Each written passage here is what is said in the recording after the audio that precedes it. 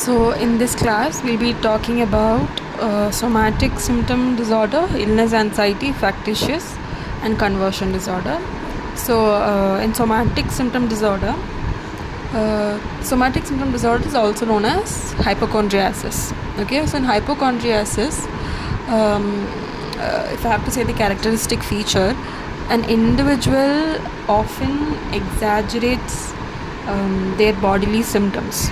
Okay, so they misinterpret the bodily symptoms that they have to an extent that they start believing that they have a serious illness or a life-threatening disease as such.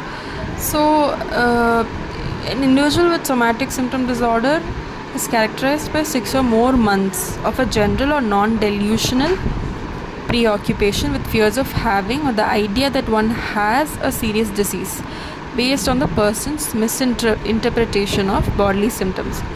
So here there is a presence of bodily symptoms. It's just that it has been misinterpreted or exaggerated. Okay. So persons with this disorder augment and amplify their somatic sensations. They have low thresholds for and low tolerance of physical discomfort. So under etiology, an individual with this disorder usually have a very low threshold for pain tolerance or just physical discomfort. So those individuals with such low threshold can also develop symptoms of somatic symptom disorder. And the symptoms of the disorder viewed as a request for admission to the sick role made by a person facing seemingly insurmountable or unsolvable problems. The sick role offers an escape that allows a patient to avoid noxious obligations, to postpone unwelcome challenges, and to be excused from usual duties and obligations. So here an individual is more interested to be admitted in a hospital. So they look forward for hospitalizations, and they want people to view them as undergoing an insurmountable or unsolvable problem. Okay.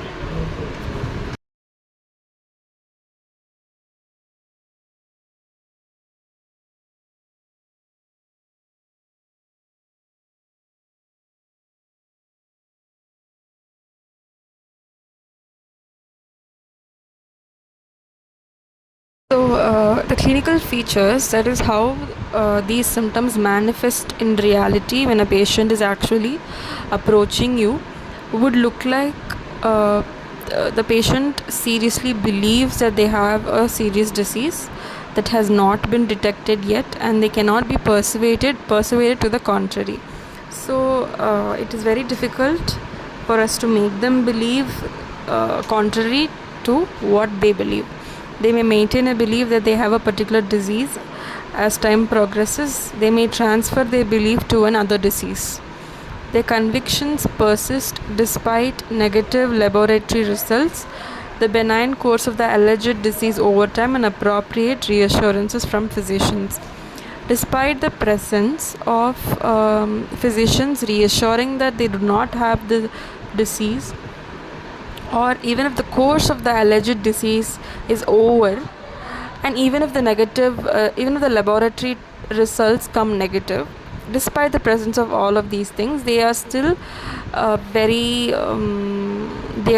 pretty much convinced that they have this disorder or this disease. Okay.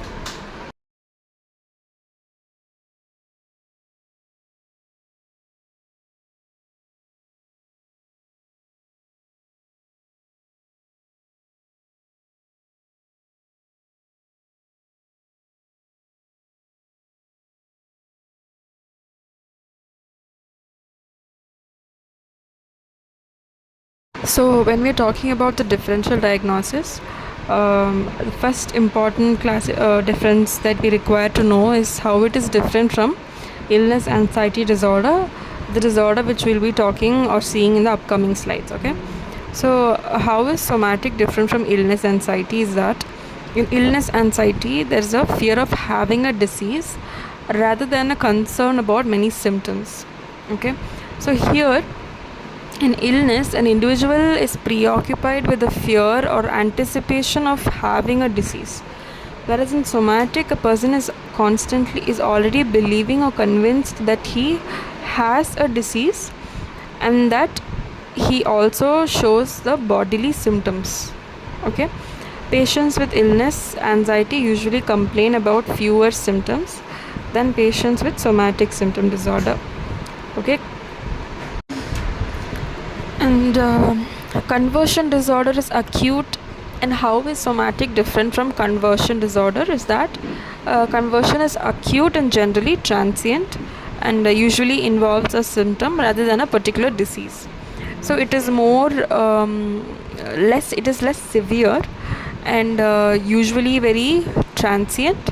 The symptoms are very transient, and it does not involve a particular disease as such, but maybe just symptoms. The presence or absence of labile indifference is an unreliable feature with which to differentiate the two conditions. So labile indifference is nothing but it is a feature that comes along in conversion disorder, where an individual does not have any psychological issues concerning an actually present life-threatening disease or any kind of physical disease. So here a patient does have a physical disorder, a physical disease, or person is terminally ill, or it could be any situation where the person is ill. The issue being here is that the patient is indifferent to his physical condition. Psychologically, the person is not really experiencing the symptoms or emotions or cognitions that is expected of him because of the particular physical disease he or she is going through. So this is a characteristic feature of conversion disorder. So here what is mentioned is the presence or absence of labile indifference is not enough to differentiate the two conditions. Okay, followed by we have patients with body dysmorphic disorder wish to appear normal but believe that others notice that they are not, whereas those with somatic seek out attention for their presumed diseases. I hope you understood that.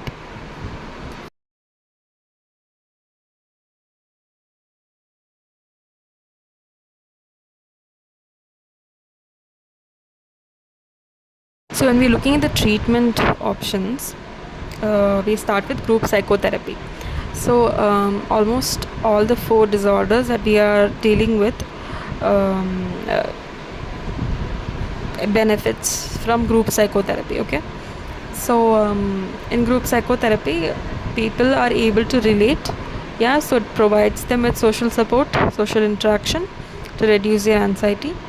Other forms of psychotherapy such as individual insight oriented psychotherapy, behavior therapy, cognitive therapy, hypnosis may be useful, and maybe frequent or regular physical examinations also help them to reassure that they do not have certain diseases that they are claiming they do.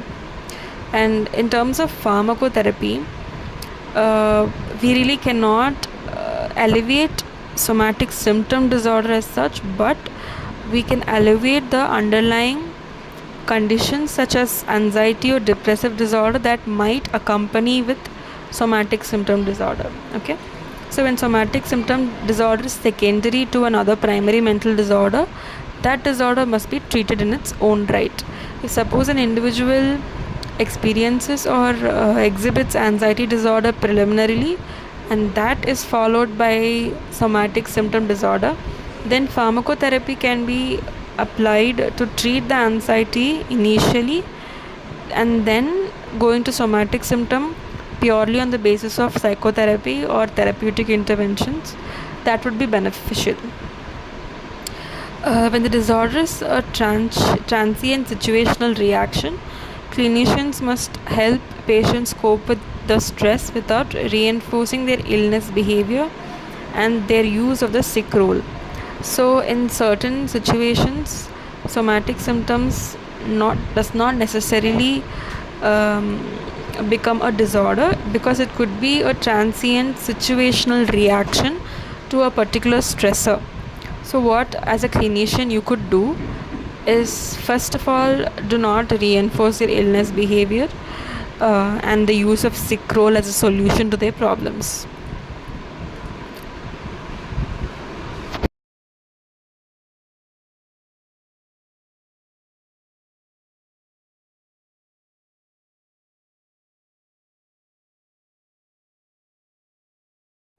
Now we are moving to illness anxiety disorder.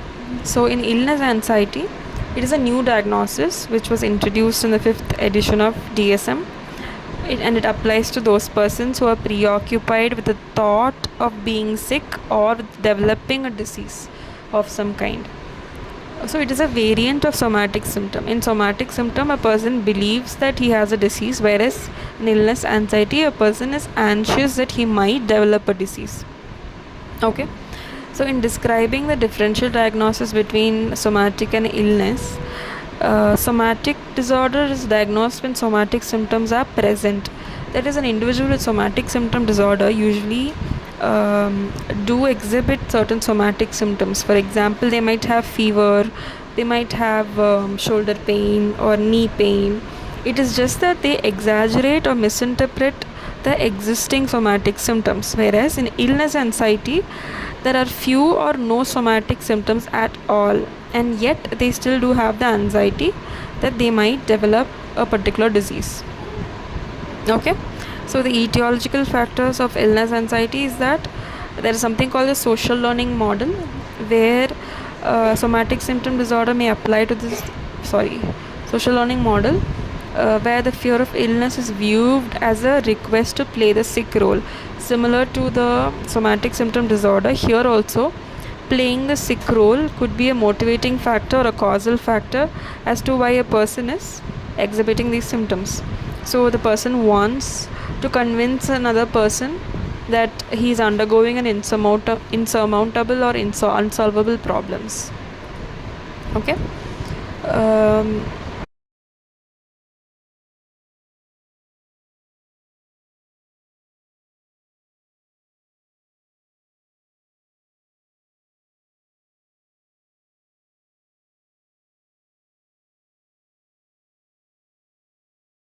He is undergoing an insurmountable or unsolvable problems. Okay. Followed by that, the psychodynamic school of thought proposes that aggressive and hostile wishes towards others are transferred into minor physical complaints. So the inability to express their aggressive and hostile wishes makes them transfer those wishes into minor physical complaints, and that is how an individual develops illness anxiety. Okay. Similarly, the fear of illness is also viewed as a defense against guilt, a sense of innate badness, an expression of low self-esteem, and a sign of excessive self-concern. So the feared illness may also be a punishment for past, either real or imaginary wrongdoing. I hope you understood that.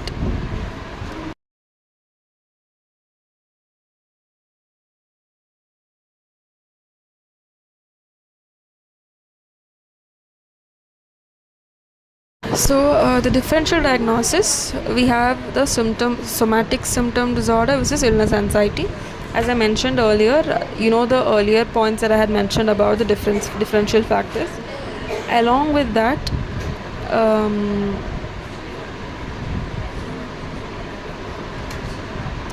one additional point in this slide is that usually the onset of somatic symptom is before the age 30, whereas for illness anxiety has a less specific age of onset. Okay.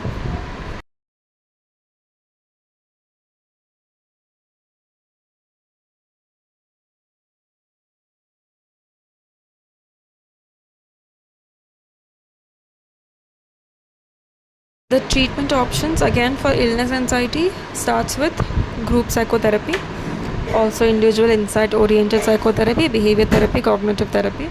Pharmacotherapy can again be used to alleviate the accompanying problems or the primary problems. If suppose anxiety was the primary problem and then that transferred or also initiated symptoms of illness anxiety, then you first treat anxiety by giving pharmacotherapy. If not, if the illness anxiety is accompanied by any anxiety or depressive symptoms, again pharmacotherapy can be provided. But pharmacotherapy cannot be directly used to treat somebody who did not have any accompanying symptoms but they only have illness anxiety. For illness anxiety, somatic anxiety, psychotherapy, therapeutic interventions are crucial.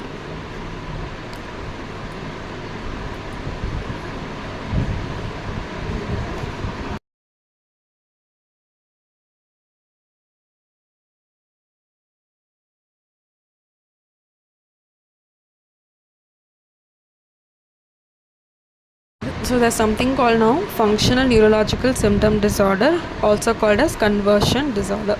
So conversion disorder is also known as the functional neurological symptom disorder. Here the illness of symptoms or deficits that affect voluntary motor or sensory functions is suggests another medical condition, but that is judged to be caused by psychological factors because the illness is preceded by conflicts or other stressors. So here an individual starts exhibiting physical symptoms because of psychological conflicts or stressors. Okay, so here the presence of an illness is true and it's present and you can observe it, but the cause of that illness is psychological. The symptoms or deficits of conversion disorder are not intentionally produced, are not caused by substance use, are not limited to pain or sexual symptoms, and the gain is primarily psychological and not social, monetary or legal. So an individual is not faking or not intentionally producing a particular illness, and they are not trying to gain any social, monetary or legal aid from it. Rather, it is primarily some psychological coping mechanism. All right.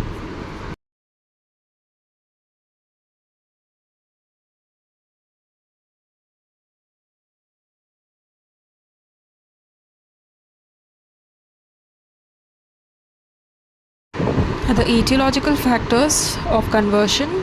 First, we're talking about psychoanalytical factors.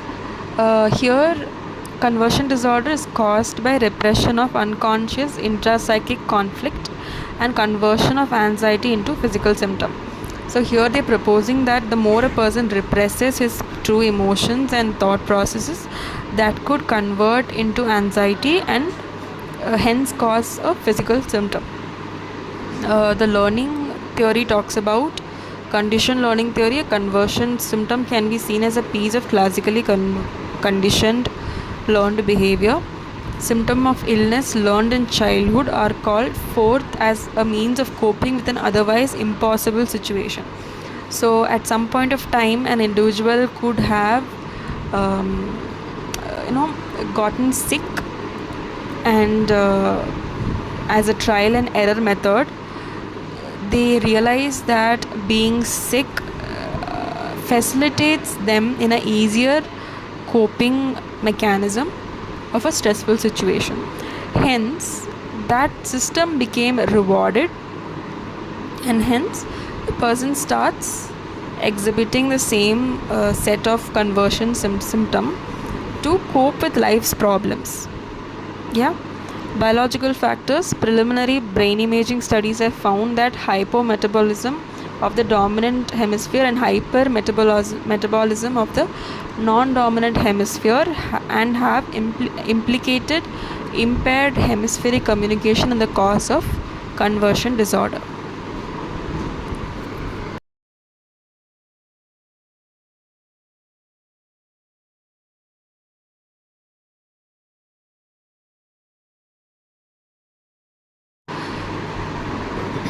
The symptoms may be caused by an excessive cortical arousal that sets off negative feedback loops between the cerebral cortex and brainstem reticular formation. Elevated levels of corticofugal output inhibit the patient's awareness of bodily sensation, which may explain why a observed sensory deficit in some patients is present.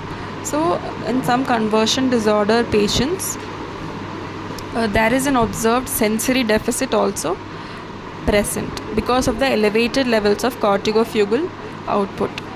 So the clinical features involve paralysis, blindness, mutism are the most common conversion disorder symptoms. It may be most commonly associated with passive-aggressive, dependent, antisocial or histrionic personality disorders. Depressive and anxiety disorder symptoms often accompany the symptoms of conversion, and affected patients are at risk for suicide.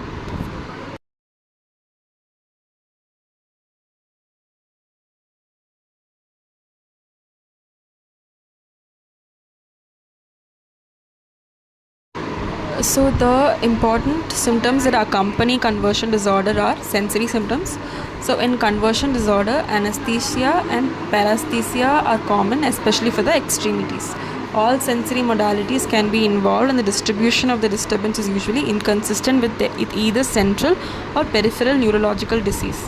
Thus, clinicians may see the characteristic stocking and glove anesthesia of the hands or feet, or hemi-anesthesia of the body beginning precisely along the midline.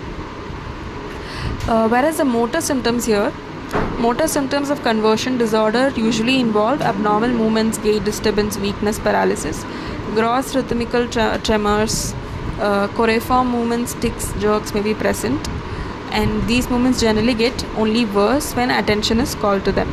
One gait disturbance seen in conversion disorder is astasia and abasia, which is a wildly ataxic, staggering gait accompanied by gross, irregular, jerky, truncal movements and thrashing and waving arm movements.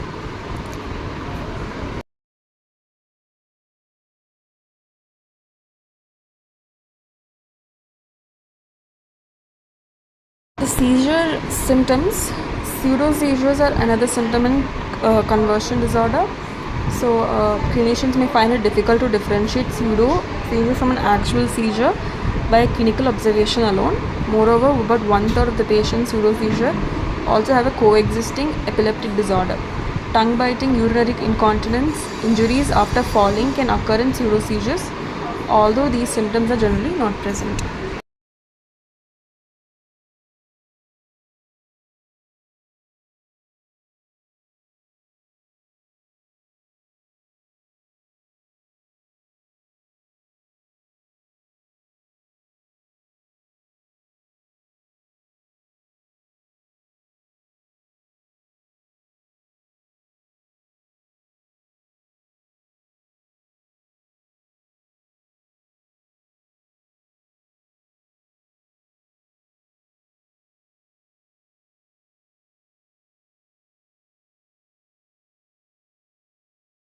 Differential diagnosis, an estimated 25 to 50% of patients classified as having conversion eventually do receive diagnosis of neurological or non-psychiatric medical disorder that could have caused their earlier symptoms. Thus, a thorough medical and neurological workshop is essential in all cases. So here they're trying to tell that it's always necessary to do a medical and neurological workshop. All the required tests must be taken in order to understand if the symptoms are caused because of any non-psychiatric issues, which is mostly the neurological ones, or if it is purely psychiatric. So an estimated 25 to 50% of patients who have conversion disorder eventually they receive a diagnosis of neurological or a non-psychiatric medical disorder. So it is important that initially in the initial stage we look into the medical and neurological tests. Okay. The sensory motor symptoms also occur in somatization disorder. But somatization disorder is a chronic illness that begins early in life and includes symptoms in many other organ systems. Hypochondriasis, patients have no actual loss or distortion of function. So in hypochondriasis, an individual have symptoms, but they are exaggerating those symptoms and assuming that they have a serious illness, right? Well, that is absent. Uh, that is not the case when it comes to conversion, where in conversion they eventually do end up with a physical illness or an actual loss or distortion of function. The somatic complaints are chronic and are not limited to neurological symptoms, and the characteristic hypochondriacal attitudes and beliefs are present. So, when it comes to the hypochondriasis, the patients with hypochondriasis, the somatic complaints are chronic.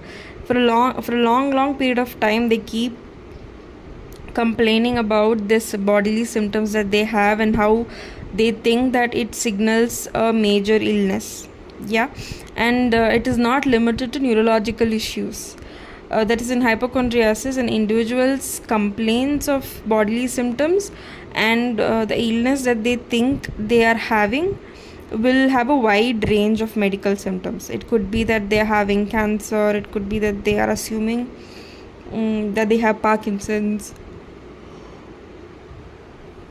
So it kind of goes to a wide range of medical problems, whereas in conversion disorder, the complaints are usually around the area of neurological symptoms, and the characteristic hypochondriacal attitude and beliefs are also okay. So this is present in conversion disorder.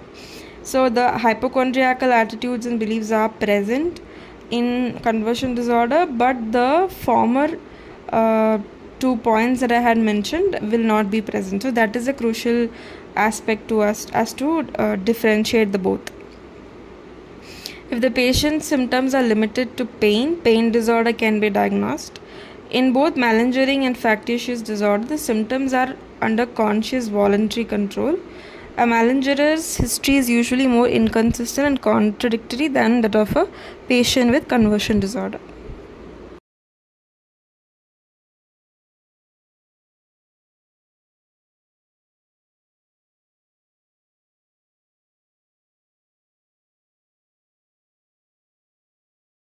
The treatment aspect for conversion would include, again, it is mostly about the therapeutic intervention. So it doesn't really talk about the pharmacological therapy. The brief and direct forms of short-term psychotherapy have also been used to treat conversion. The longer the duration of these patients' sick role, the more they have regressed, the more difficult the treatment.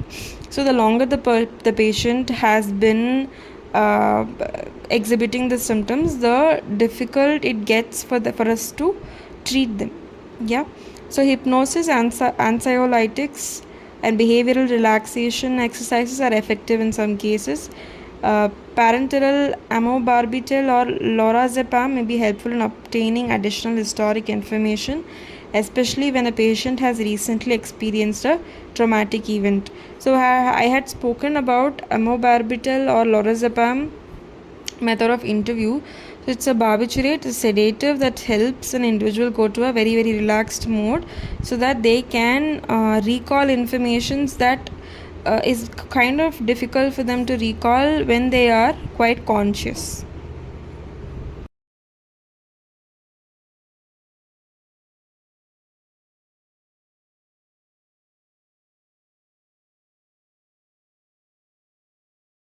So now we are coming to factitious disorder. Patients with factitious disorders simulate, induce, or aggravate illness to receive medical attention, regardless of whether or not they are ill.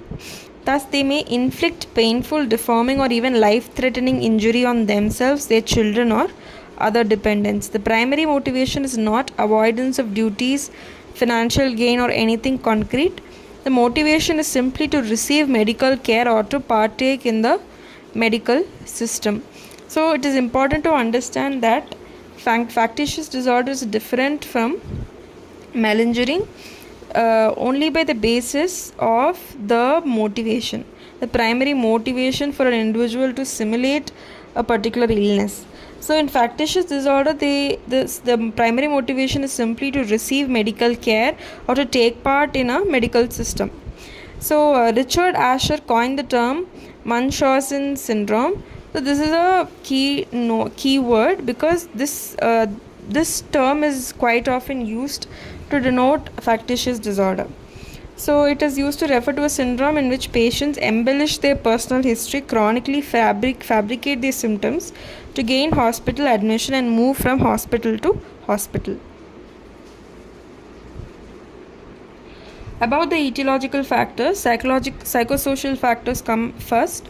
Anecdotal case reports indicate that many of the patients suffered childhood abuse or deprivation, resulting in frequent hospitalization during early development. In such circumstances, an inpatient stay may have been regarded as an escape from a traumatic home situation, and the patient may have found a series of caretakers to be loving and caring. So here the psychosocial factor talks about having a turbulent house, a tumultuous relationship with the parents, so it is more of an escape from their reality. Okay.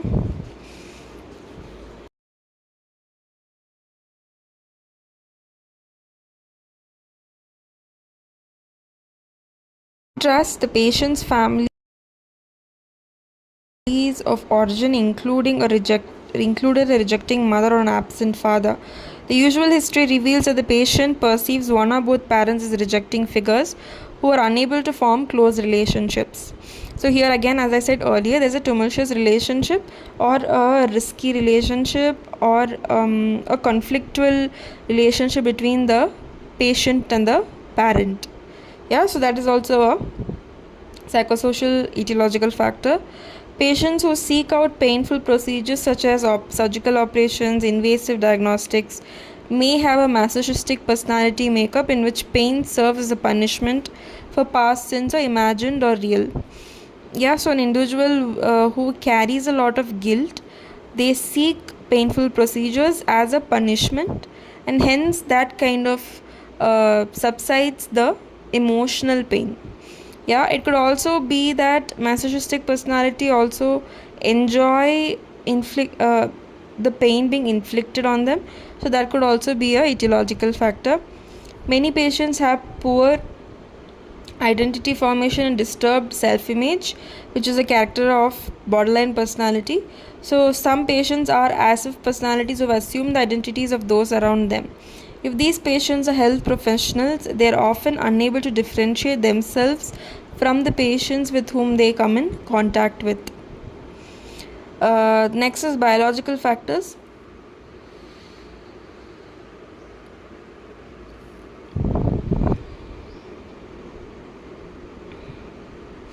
So it has been hypothesized that impaired information processing contributes to pseudologia fantastica, which is pathological lying, and aberrant behavior of patients with Munchausen disorder.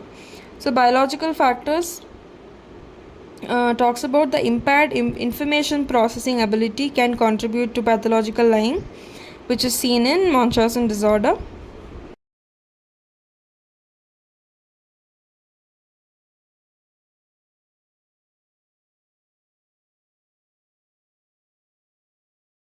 Diagnosis and clinical features. The psychiatric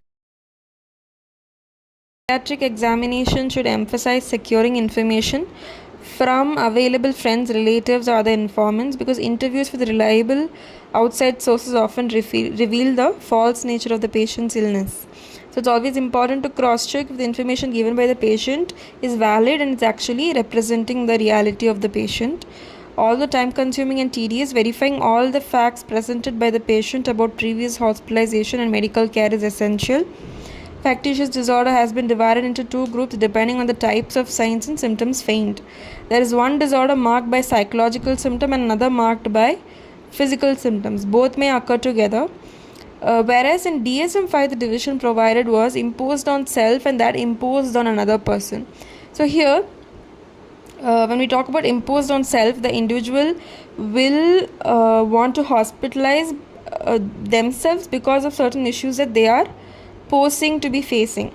Okay, whereas when imposing on another, it's like a parent bringing their child to hospitalize. If you have seen the movie Run, so the child does not really have a problem with walking, but the mother does everything in her capacity for the child to not be able to walk. Yeah. So similarly, the parent imposes the factitious disorder on the child or somebody else in order to seek the hospitalization.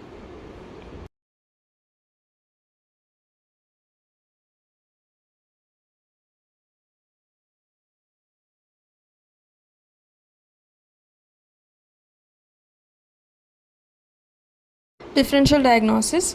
So, a factitious disorder is differentiated from conversion by the voluntary production of factitious. So, obviously, factitious is different from hypochondriasis, illness, anxiety, and conversion, because in all the former disorders, an individual is not really voluntarily producing the symptoms.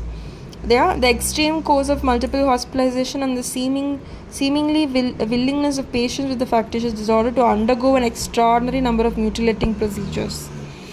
Yeah, so they are more, what do you call,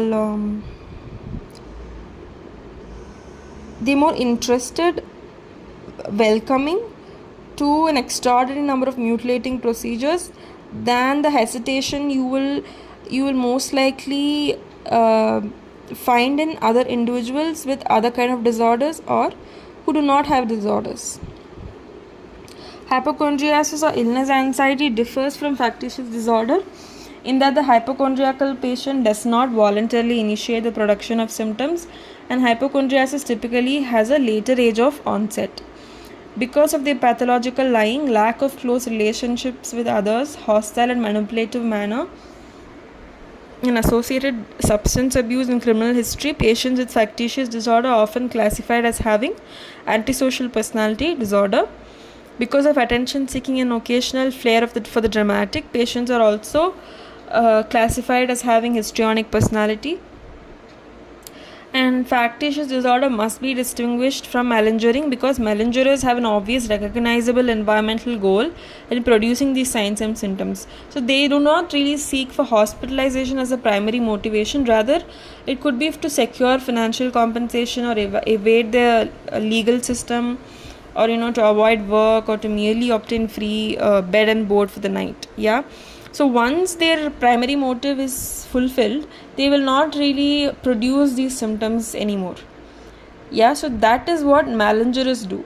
Whereas for factitious disorder, it's like they have the primary motivation to seek hospitalization then and there, oftentimes. So that is a different disorder, and malingering is a whole different set of issue to be seen.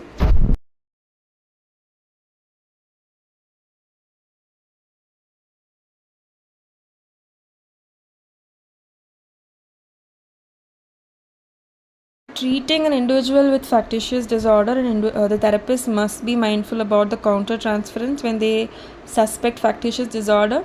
So therapists cannot really show emotions of anger, emotions of any strong emotions. So that is there. In case of factitious disorder by proxy, legal intervention has been obtained in several instances, particularly with children.